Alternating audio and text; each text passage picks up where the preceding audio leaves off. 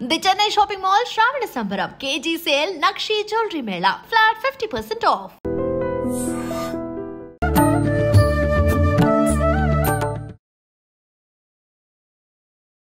నమస్కారం, welcome to I dream. ధర్మ మార్గం విత్ విజిత కార్యక్రమానికి స్వాగతం. ప్రస్తుతం మనతో పాటు ఉన్నారు ప్రముఖ ఆధ్యాత్మికవేత్త, పూర్వపు యాదగిరిగుట్ట అర్చకులు, ఆంధ్ర ఉపన్యాసకులు డాక్టర్ సందుగు కృష్ణమాచార్యుడు గారు. ఇప్పుడు వారితో మాట్లాడి మరిన్ని మంచి మంచి విషయాలు అడిగి తెలుసుకుందాం. నమస్కారం అండి. అందరికీ శుభాకాంక్షలు, ఆశీస్సులు. అన్నం పరబ్రహ్మ స్వరూపం అంటారు.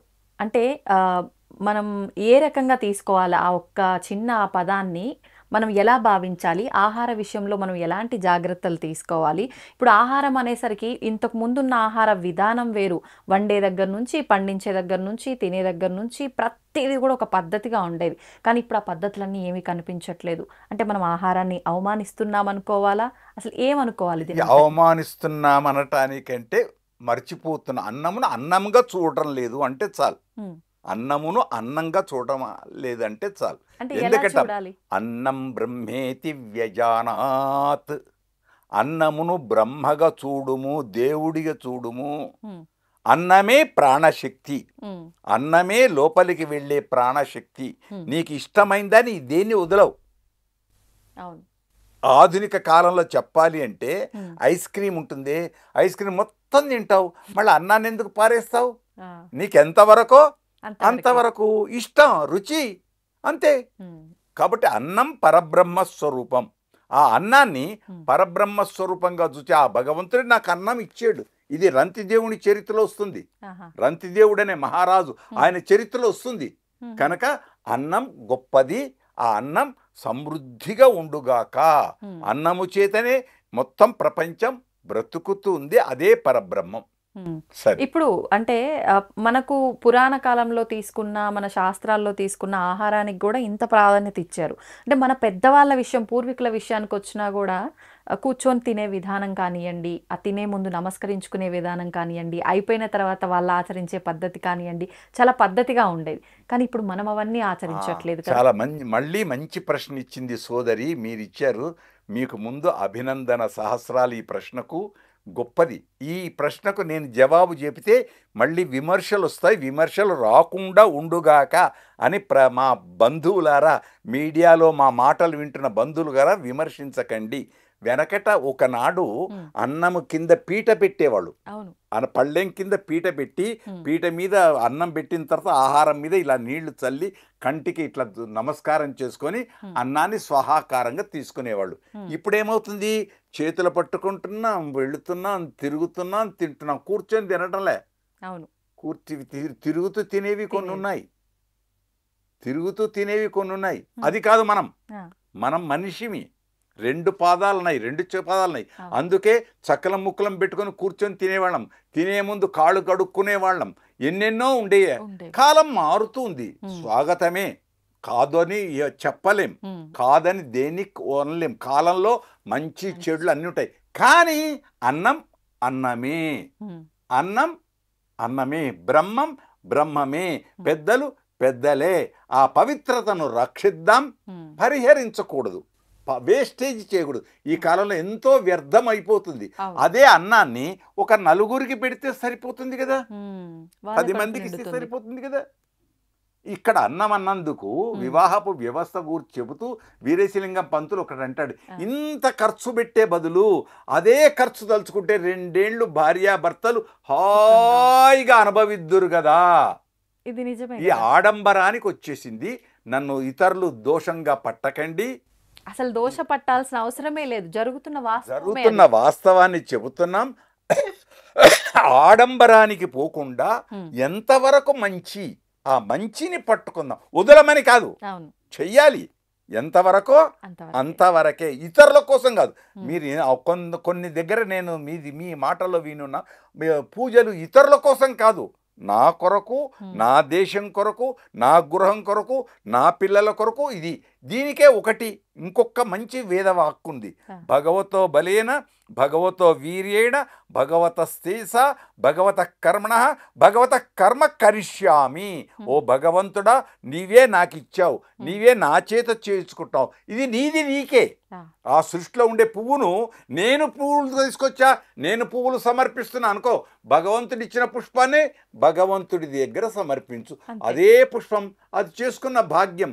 ఒకటి దేవుడి పాదాల మీదకి వెళుతుందో పువ్వు, ఒకటేమో ప్రియురాలు యొక్క జడకు వెళుతుంది, ఇంకొకటేమో శవం మీదకి వెళుతుంది, ఇంకొకటేమో పాదాల కింద పడి నలిగిపోతుంది, ఇంకొకటేమో చెట్టు మీదనే ఉండి ఎండిపోతుంది, ఇంకొకటి ఉప్పెనకు పడిపోయి ఎక్కడికో వెళ్ళిపోతుంది. కాబట్టి ఇది సృష్టి రహస్యం. మంచి చెడు కాదు, నీ మనస్సే మంచి. నువ్వు పడుకున్న తర్వాత ఈరోజు నేను ఎన్ని మంచి చేశా, ఎన్ని చెడు చేశారని తనకు తనే ఆత్మసాక్షి, అదే దైవమై ఆత్మసాక్షి ఆలోచించుకుంటే అయిపోయా. రేపు తెల్లారి ఆ చెడు చెయ్యకు. రేపు ఇవాళ పడుకునేటప్పుడు ఏదైతే ఇవాళ నేను చేసిన దాంట్లో తప్పులు ఉన్నాయో ఆ తప్పు నేను రేపు చెయ్యను అనుకుంటే అయిపోయింది, అంతే, ఇంకేం లేదు. ఈ మధ్యన వాహనాలు డడ్డా అని పోతారు, శబ్ద కాలుష్యం, అయ్యయ్యో అని అనుకుంటే చాలు. నీకు వాహనం కావాలి, శబ్దంతో ప్రాధాన్యత లేదు, మామూలుగా వెళ్ళొచ్చు. కానీ పిల్లలు యువత ఉందే, కేరింతలు కొడుతూ ఎందుకు అవసరమా? అవసరమా? కాబట్టి ఇలాంటి అన్ని నేను చిన్నదే చెప్పాను. ఇంకా వినాయక నిమజ్జనాలు, ఇంకా ఇంకా ఇంకా ఇంకా ఇంకా ఆ శబ్ద కాలుష్యం పెరగకుండా ఎంతవరకు అవసరమో అంతవరకే. మంగళవాద్యాలు అన్నారు దాన్ని, మంగళవాద్యాలు అన్నారు, బ్యాండ్ భజంత్రిలు అని అనలే. ఇప్పుడు వచ్చాయి, వచ్చినా ఎంతవరకు అంతవరకు అని అన్ని లిమిట్లో ఉండాలి. నా మాటలు కూడా ఎంతవరకు అంతవరకే ఉంటే అప్పుడు ఏమీ ఉండదు. లేకపోతే ఏమంటారు, ఎక్కువ వాగిండు, ఎక్కువ వృత్తున్నాడు, ఆయనకేం పని లేదా అని ఇటువంటివి కూడా వస్తాయి. కాబట్టి అది ఎదుటివాడు ఏ విధంగా భావిస్తే అది గొప్పది. మంచిగానే చూద్దాం, మంచిగానే విందాం, మంచిగా తల్లి. ఇప్పుడు ఈ భోజనం విషయం గురించి ఎలాగో మాట్లాడుకుంటున్నాం కాబట్టి శాకాహారులు మాంసాహారులు అని చెప్పి 2 రకాల వర్గాలు అయితే ఉన్నారు. అంటే అది భగవంతుడు ఆ ఒక సృష్టిలో ఇది ఒక భాగమేనా, అంతే, లేదు అని అంటే మనం సృష్టించుకుందన్నా భగవంతుడు ఇచ్చిందన్నా అంతే. దేనికైనా అంతే. ప్రాణి హింస చేయకుండా ఏదీ లేదు. ప్రాణి హింస చేయకుండా ఏదీ లేదు. వామనావతారంలో వస్తుంది. హింస లేకుండా ఏది లేదు. ఆఖరికి నువ్వు అన్నం ఉడికించేటప్పుడు కూడా అందులో ఉండే బ్యాక్టీరియా హింస పడుతూ ఉంది, శాపం ఉంది. అన్నము తినే ముందు దాని వెనక ఇంత నష్టం ఉంది. ఎప్పుడు దున్నినప్పటి నుండి రైతు దున్నేటప్పుడు చరములు ఉంటాయి, లోపల ఉండేటువంటి ఎర్రలు ఇవి ఉంటాయి, తెగిపోతుంటాయి. ఆ సరీసృపాలు తెగిపోతుంటాయి. పోయినప్పుడు వాటి శాపం అంతా మనకే. అందుకు మొదలు ఎవరు తింటే వాళ్ళకి ఆ శాపం వస్తుంది. అందుకు మన పెద్దలు ఏం చేశారు, దీపావళి వచ్చింది, ఈ కొత్త వస్త్రం, ఈ వస్త్రాన్ని దేవుడి ముందట పెట్టి దీనికి ఇంత పసుపు కుంకుమ పెట్టి ఎందుకు పెట్టారు? దీని దారాల వెనక ఈ వ్యవసాయదారుని అప్పటి నుండి నేత నుండి కట్టుకునే వరకు దీని వెనక శాపం ఉంది. ఆ శాపం ముందు దేవుడికి పోయి అప్పుడు నాకు. అన్నం కూడా అంతే, అన్నం దాని వెనక శాపం ఉంది, ఆ శాపం దేవుడికి పోయి అప్పుడు మనకు. అందుకే ప్రసాదం ఏదని తినేటప్పుడు తల్లి చూస్తుంది. బిడ్డకు తినిపించే ముందు తల్లి రుచి చూసి బాగుంది మా బిడ్డ, ఇంత తల్లి దేవుడు భగవంతుడు దైవం ఆయనకు చూపించాం, మనం స్వీకరించాం. దీని వెనక రహస్యం పుష్కలంగా, పాపము లేకుండా ఉండదు ఉన్నది. కాకుండా దానికి ప్రాయశ్చిత్తాలు, ప్రతి దానికి ప్రాయశ్చిత్తం ఉంది. అంటే ఇలా పెద్దవాళ్ళు చేసిన ప్రతి ఒక్కటి మనని ఆచరించమని చెప్తే మూఢనమ్మకం అని కొట్టి పారేస్తాం. కానీ ప్రతి దాని వెనకాల ఇంతటి అర్థం, ప్రతి విషయం వెనక ఉంది అనుకునేవాళ్ళు అనుకుంటారు. మూఢనమ్మకాలు అనుకోవచ్చు, ఎవరు అనుకుంటే వాళ్ళు వేరు. విన్నారా? అనుకునే దానికి భావనా పరంపరకి ఏమీ లేదు. మూఢనమ్మకాలని మీరు అనుకున్నందుకు కొందరు ఏమంటారు, మాంగళ్యాన్ని ఉరితాడు అనేవాళ్ళు కూడా ఉన్నారు. కనుక అది దైవంగా భావించి కళ్ళకద్దుకునే వాళ్ళు ఉన్నారు, ఉరితాడు కదా అనుకునేవాళ్ళు. ఎవరి భావనలు వాళ్లకు. కాకుంటే ఎవరెవరు ఏ విధంగా భావిస్తే అది మనం మంచిగా భావిద్దాం, పవిత్రంగా చూద్దాం, ఆనందిద్దాం, అంతే, సంతోషంతో. ఇంకా మనం మామూలుగా భగవంతుడు అంటాం, ప్రతి కదలికలో ఆయన స్మరిస్తూనే ఉంటాం. అసలు భగవంతుడు అంటే ఎవరు అనే ఒక క్వశ్చన్ కనుక వస్తే ఎవరని చెప్పొచ్చు? ఎవరు అని చెప్పటానికి ముందు తల్లిదండ్రే భగవంతులు. మొట్టమొదట ఉమ్, తల్లి తండ్రి భగవంతు కనపడే దైవాలు ఉమ్, కనపడే కనిపించేది. దైవాన్ని ఎవరు చూచారు? ఆ, ఎవరు చూచారు? దైవాన్ని నిజంగా చూచిన వాళ్ళు ఉన్నారా? ఆ. శాస్త్రాలు పురాణాలు అవన్నీ చెబుతూ ఉన్నాయి. అవును. ఈ కలియుగంలో ప్రత్యక్ష దైవం ఏడుకొండల రాయడు, నిజమే. స్వప్నంలో దర్శిస్తున్నాం, అందరికీ దర్శిస్తున్నాం అంతే. కానీ ఆ స్వప్నంలో దర్శించిన ఏడుకొండల రాయని దైవం అన్నప్పుడు, దేవుడా ఇంతసేపు మా కోసం నిలబడి ఉన్నావో అని కంటి నుంచి దుఃఖం వచ్చిన వాళ్ళు ఎవరైనా ఉన్నారా? ఆయన కాళ్ళకు నొప్పులు లేవా? అంత బరువు పూలమాలలు ఎలా మోస్తున్నాడు అనుకునేవాళ్ళు ఉన్నారా? ఉంటే ఆళ్వార్లు దర్శించారు. ఆళ్వార్లు దర్శించారు యోగంలో, ఇప్పటికీ ఉన్నారు. చిన్నజీర స్వామి లాంటి వాళ్ళు దేవాన్ని దర్శించి వాళ్ళ స్వప్నంలోనో ఎప్పుడునో వాళ్ళు, అందుకే సర్వప్రాణి సేవ. అంత ప్రతి ప్రాణిలో దైవం ఉంది అనుకుంటే ఇంకేం లేదు. దైవం మానుష రూపేణ ఒక్కటి. రెండవది దీనిలోని దైవం ఉందా అని. రాముడే దైవమే. ఇన్ని మత్స్య కూర్మ వరాహ నారసింహ అవతారాలు ఎత్తిన తర్వాత రామావతారం వచ్చేసి తానంతా మనిషిగా నడిచిన తర్వాత కూడా ప్రజలు మారలే. కృష్ణావతారం వచ్చేసి భగవద్గీత చెప్పినా ప్రజలు మారలే. అక్కడ వైకుంఠానికి పోయిన తర్వాత భగవంతుడు హాయిగా ఆ శయ్య మీద పడుకొని శేషశైల తల్పం పైన పడుకున్న తర్వాత బాధపడుతూ ఉంటే పైనుంచి చూచి శేషుడు గొడుగుగా ఉండి చూచి, స్వామి ఎందుకు బాధపడుతున్నావు ఇంకా అంటే, ఇంకా ప్రజలు మానవులు మారరా అని బాధపడుతున్నప్పుడు అప్పుడు ఆదిశేషుడు ఒక మాట అడిగాడు, స్వామి నువ్వు ఇన్ని అవతారాలు ఎత్తావు కదా, అది మనకెక్కడ దొరకదు, ఒక కథ చెప్తున్నావు.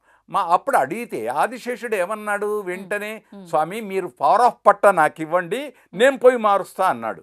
ఆ పవర్ ఆఫ్ పట్టనే భగవత్ రామానుజుడు ఆదిశేష అవతారంగా వచ్చి సర్వమానికి మంత్ర ఉపదేశం చేసి జగదాచార్యులైనారు.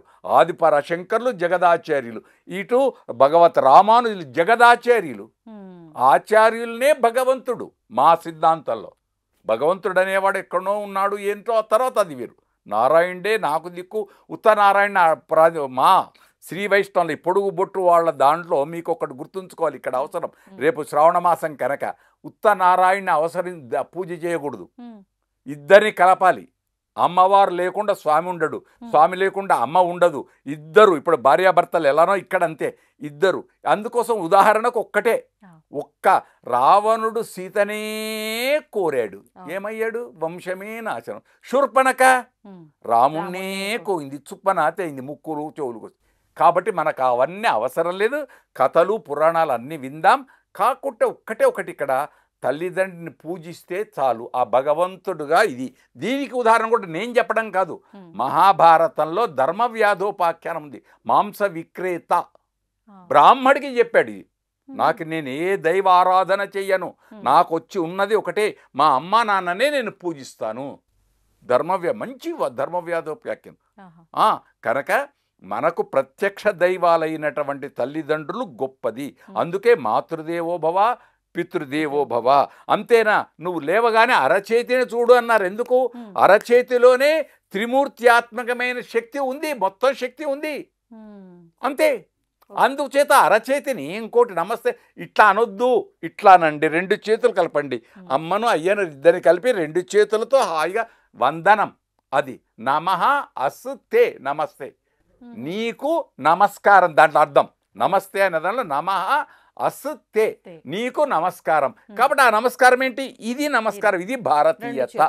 2 చేతులు కలపడం భారతీయత, అది ఉండాలి. ఆ భారతీయతను ఈ చేతులు కొద్దిగా కిందికి దిగి పాదాల దగ్గరికి వెళ్ళాలి. శరణాగతి, నీవే దిక్కును తప్పరం బెరగన్, అలాంటి చాలు, అంతే. పాదాలను ఆశ్రయిస్తే శరణాగతి. తల్లిదండ్రి కంటే మించిందేంటి? అందుకే షష్ఠి పూర్తి నాడు పాద పూజ. ఒక షష్ఠి పూర్తే కాదు, ఎప్పుడైనా బర్త్డే ఫంక్షన్స్ అని చేస్తున్నారు, ఈ పనికిరాని ఇంత ఆడంబరాలు చేసే బదులు వాళ్ళ పాదాలు కడిగేవాళ్ళు ఉన్నారు, ఇప్పటికీ ఉన్నారు. కోడళ్ళు కొడుకులు ఎందరో ఉన్నారు. ఇంకా దేశంలో చాలా మంచి ఉంది. కాకుంటే అది చేశామనుకో ఎంత ఆనందం. ప్రతి సంవత్సరం ఏదో ఆయుష హోమాలు అవన్నీ చేసినా తల్లిదండ్రి యొక్క పాదాలు కడిగి ఆ పాద జలాన్ని పైన చల్లుకుంటే కంటికి అద్దుకుంటే చాలు, అంతే. అంతకంటే ఇంకేం కావాలి? కనుక ప్రత్యక్ష దైవం తల్లి తండ్రి మొదటిది. ఆ తర్వాత సూర్యనారాయణుడు, ఆ తర్వాత అక్కడ మనం లేపుతున్నాడు ఆయన కిరణాలతోటి కిరణాలు. లేపుతున్నాడు రోజు. బిడ్డ లే అంటాడు. పోతూ కూడా తాను పోతూ కూడా ఏం చేస్తున్నాడు, చంద్రుల్లో ఉంచుతున్నాడు. అవును. దినాంతే నిహితం తేజ అంటాడు. పోతూ పోతూ తన తేజస్సు దీపాలలో ఉంచేస్తున్నాడు. అగ్ని జ్యోతి జ్యోతి. జ్యోతిలలో ఉంచేస్తున్నాడు. కనుక భగవంతుడు సర్వాంతర్యామి. ఇది మనమనలే, ఆ గజేంద్రుడే అన్నాడు, ఎవనిచే జనించు జగమెవ్వని లోపల నుండు లీనమై. కనుక ఆ భగవంతుడు, అతన్ని నేను నమస్కారం అంతే. ఇప్పుడు భగవంతుడికి రూపం ఉందా అంటే ఉందా, లేకపోతే నిరాకారి ఉంటుంది. నిరాకారం సాకారం రెండు చెప్పిండ్రు. ఆయన అణూరణీయాన్ మహతోమహీయాన్. అణువు కంటే పరమాణువుగా లోపల ఉన్నాడు, కనపడు, లోపల ఉన్నాడు. ఆయన ఉంటే శివం, ఆయన పోతే శవం. ఇది తెలియాలి. శివం అనగానే ఏదో శైవం అనే అట్లా కాదు. శివం అంటే మంగళప్రదం. ఆయన ఉంటే శివం, ఆయన పోయి సత్యం శివం సుందరం. ఆయన ఉంటే శివం, ఆయన పోయినాడు అనుకోండి శవం. తను ఎవరు ముట్టుకోరు. మళ్ళీ ఇప్పుడు భగవంతుడు ఎక్కడున్నాడు? ఇక్కడనే ఉన్నాడు కదా, ఆరాధించబడుతున్నాడు కదా.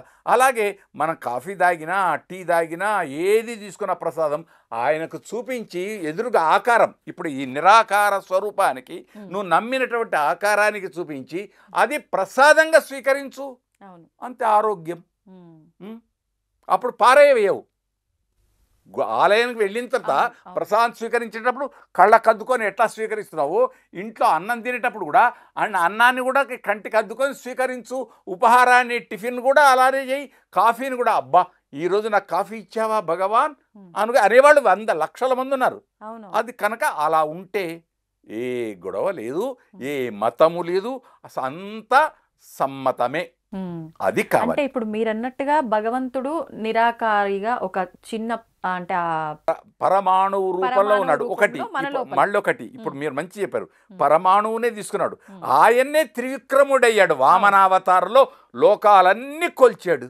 మళ్ళీ ఎంత గొప్పది! ఈ రెండు తెలిస్తే చాలు. అంటే దాన్ని ఏమంటాం? సర్వాంతర్యామి. సర్వాంతర్యామి. నువ్వు చేసే ప్రతి పని చూస్తున్నాడు, ప్రతి పని. అంతే. ఇదంతా భగవంతుడి మాయ అనుకోవచ్చా? మీరు అన్నట్టు ఆ చిన్నగా చూపించేది ఆయనే, అంత పెద్దగా కనిపించేది ఆయనే, ఇవన్నీ మాయ అనుకోవచ్చా? మాయా అనేది అది పెద్ద సబ్జెక్ట్. మాయా అనటానికి అది పెద్ద సబ్జెక్ట్ తల్లి. ఆ సబ్జెక్ట్ కంటే ఒకటి, ఆయన మనిషిని బ్రహ్మయ్య మట్టితో చేసనయ్య ఆడించుస్తున్నాడు బొమ్మలాగా. నిజము తెలుసుకు మెలగాలి మనిషిలాగా. అంతే. ఇది పంచభూతాత్మకమైంది. మట్టి ఉంది, పృథివీ అప్తేజో వాయు ఆకాశంతో పంచభూతాలతో వచ్చింది, ఏర్పడింది శరీరం. మట్టి ఉంది. ఇలా అంటే వస్తుంది మట్టి. అది నేనే కొత్తగా చెప్పేది కాదు. కాబట్టి ఈ బొమ్మ ఉందే, ఈ బొమ్మల ఆట, ఈ ఆటను ఆనందంగా అనుభవించుకుంటే చాలు.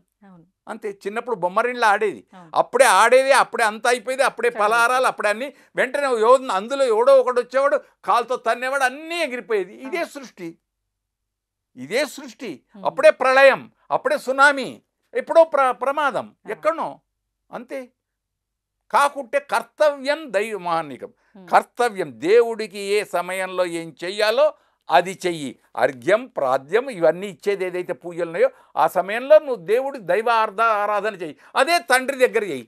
నాన్న కాఫీ తాగేవా, అత్తయ్య ఉపహారం తీసుకున్నావా అని కోడలు అడిగితే పర్వాలేదు. పోనీ కోడలు అడగలేదు, అత్తయ్యని అమ్మ స్వీకరించు, ఈరోజు ప్రసాదంగా స్వీకరించు అని చెప్పేసి అయిపోయాయి. ఇది పరంపరాగతమైన ధర్మం.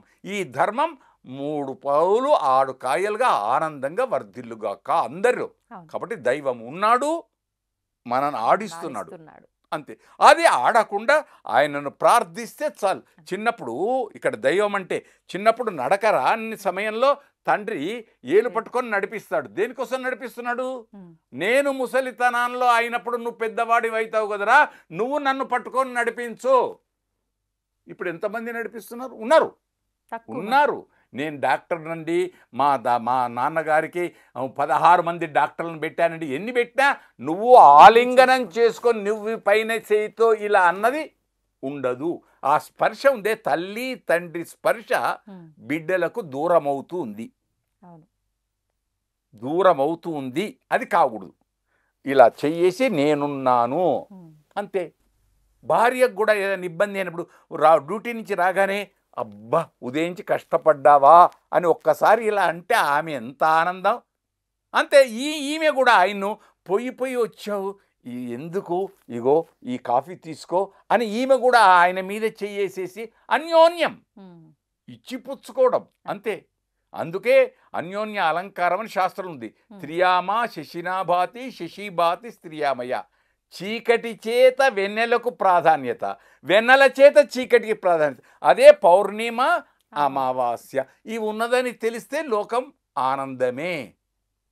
కనుక పెద్దలు ఆచార్యులున్నారు, పెద్దలు పండితులున్నారు, ఇంటి అన్నిటి పెద్దల కంటే ఇంట్లో తల్లిదండ్రులనే పెద్దలున్నారు. ఆ చెప్పింది విని ఆచరిస్తే చాలు.